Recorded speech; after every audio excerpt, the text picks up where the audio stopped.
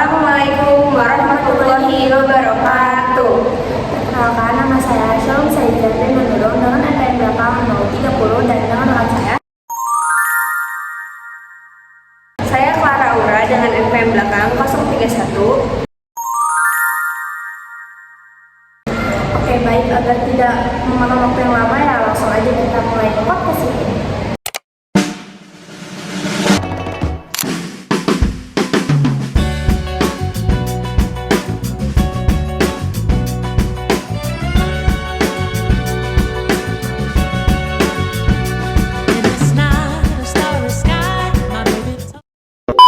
Nah, Kak, gimana nih kabarnya Kak Clara hari ini?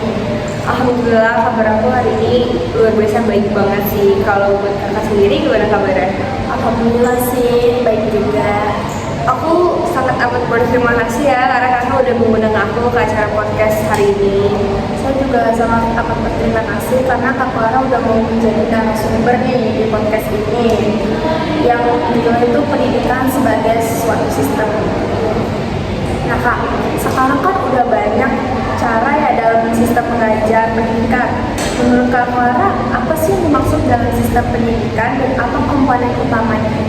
Kalau menurut aku ya, sistem pendidikan itu adalah suatu sistem struktur yang terdiri dari berbagai komponen yang bekerja sama untuk menyediakan pendidikan kepada individu atau masyarakat. Nah, tujuannya itu untuk membangun potensi dan kemampuan si peserta didik tersebut. Nah, kalau komponen ini ada beberapa. Yang pertama itu ada kurikulum. Kurikulum itu kayak rencana pembelajaran untuk kedepannya mau ngapain sih gitu, pakai metode apa dan tujuan pembelajaran itu ngapain. Setelah itu ada peserta didik. Peserta didik ini individu yang akan belajar di pendidikan ini bisa dari anak-anak sampai dewasa. Setelah itu ada pendidik. Pendidik itu guru atau pengajar yang bertanggung jawab dalam mendidik peserta didik ini. Nah, selanjutnya ada fasilitas dan sumber daya. Fasilitas itu kayak contohnya gedung, alat tulis, kayak alat-alat untuk proses pembelajaran. Itu aja sih Kak untuk sistem pendidikan di Indonesia. Oh gitu. Menurut Kak Clara, bagaimana sih kebijakan pemerintah dalam membantu dan mempengaruhi pendidikan di Indonesia ini? Kalau menurut aku ya, kebijakan pemerintah itu sangat amat penting dalam sistem pendidikan di Indonesia. Karena kan pemerintah itu yang membuat undang-undang juga ya, kayak contohnya Undang-Undang Sistem Pendidikan Nasional yang menjadi landasan bagi penyelenggara pendidikan. Terus membuat kurikulum juga. Misalnya pemerintah kan yang menentukan kurikulum yang harus diikuti oleh semua lembaga pendidikan. Jadi semua lembaga pendidikan pasti mengikuti kurikulum yang sudah ditetapkan oleh pemerintah. Selanjutnya pemerintah juga yang mengalokasikan dana untuk pendidikan, mau di pelosok lah, di desa lah, di kota, semuanya udah tanggung jawab oleh pemerintah. Terus pemerintah juga yang membuat kebijakan pelatihan kepada seorang guru. Terus pemerintah juga yang menginovasi teknologi-teknologi di Indonesia.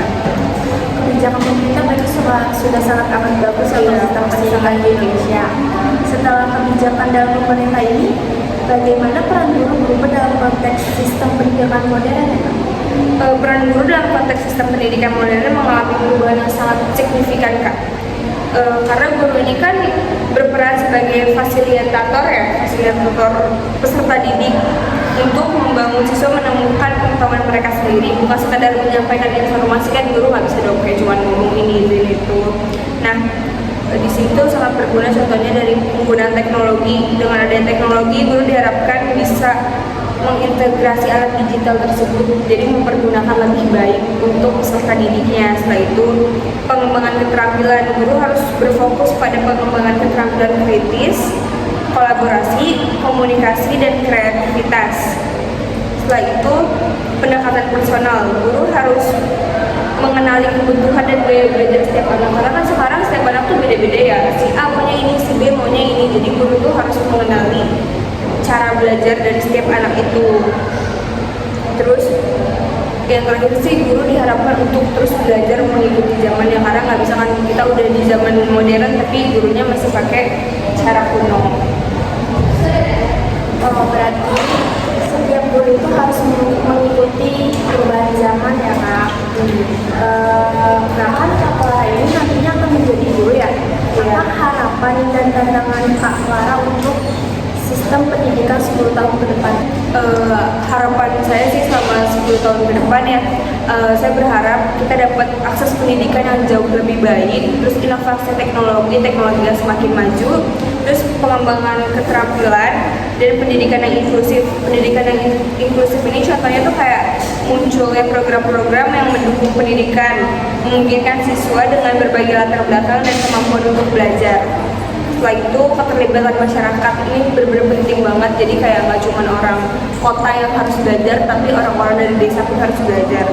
Nah, kalau untuk tantangannya itu banyak banget juga sih, kayak ada kesenjangan akses, kayak mungkin yang dari desa nggak bisa belajar ke kota karena di desa segala macam lah, ada ini ada itu. Setelah itu ada kualitas pendidikan, kita harus menjaga dan meningkatkan kualitas pendidikan, itu yang susah sebenarnya dilaksanakan. Setelah itu dampak teknologi, karena kan sekarang banyak ya anak-anak yang kena dampak teknologi jadi kecanduan handphone. Harapannya bagus ya Kak Clara. Semoga tantangan kedepannya bisa dilewati dengan mudah ya Kak. Ngomong tentang mental nih Kak Clara, menurut Kak Clara apa sih pentingnya kesejahteraan mental dalam sistem pendidikan dan bagaimana cara kita meningkatkannya? Kalau menurut aku kesejahteraan mental itu sangat amat penting untuk sistem pendidikan, karena ini tuh dia mendukung beberapa poin sih.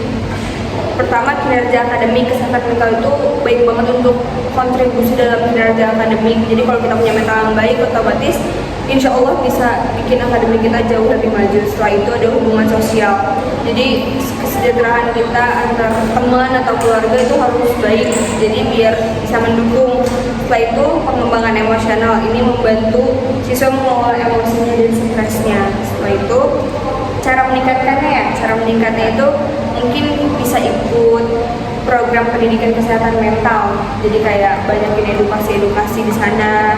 Selanjutnya mempunyai lingkungan yang mendukung, terus ada pelatihan dari guru, jadi gurunya pun ikut membimbing. Mungkin kalau di sekolah biasanya BK ya adanya.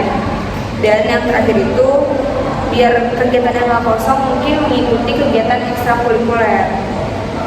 Berarti kesejahteraan mental ini sangat penting dalam sistem pendidikan ya Kak. Nah Kak, pertanyaan terakhir nih, rata-rata kan 75% orang tua kan bekerja sama anaknya. Bagaimana orang tua berperan aktif dalam sistem pendidikan anak-anak mereka? Cara orang tua berperan aktif tuh punya banyak cara sih. Yang pertama mungkin ada dukungan akademik, jadi orang tuanya mendukung dalam proses belajar anaknya, misalkan membantu mengerjakan tugas di sekolah, tugas dari sekolahnya, atau meluangkan waktu untuk belajar bareng, kayak mereview aja sih tugas-tugas yang gimana sih tadi di sekolah kayak gitu. Terus habis itu komunikasi dengan guru, jadi orang tuanya tuh harus sering-sering lah komunikasi sama guru. Bu, anak saya hari ini gimana ya, anak saya tuh udah kendala apa ya di sekolah. Selanjutnya mendorong kemandirian, mengajarkan anaknya untuk bertanggung jawab pada dirinya sendiri. Setelah itu ada menyediakan sumber daya, kayak contohnya orang tuanya beli dia buku atau apa sih, kasih handphone asal berguna untuk proses pembelajaran. Setelah itu mendukung kesejahteraan emosional, jadi mendengarkanlah apa yang anaknya pengen, yang apa anaknya keluh jangan dijudge. Itu aja sih kalau buat aku. Oke, sebelum podcast ini berakhir ya, saya ucapkan terima kasih kepada Kak Clara karena sudah mau menjadi narasumber saya ya kali ini podcast ini. Sudah mau menjawab pertanyaan yang saya tanya dengan sangat amat membantu untuk masa depan dan untuk pendidikan masa depan. Sama-sama, saya juga berterima kasih karena saya sudah diundang ke acara podcast hari ini. Semoga kita sama-sama bisa memajukan sistem pendidikan di Indonesia. Pendidikan adalah pintu menuju masa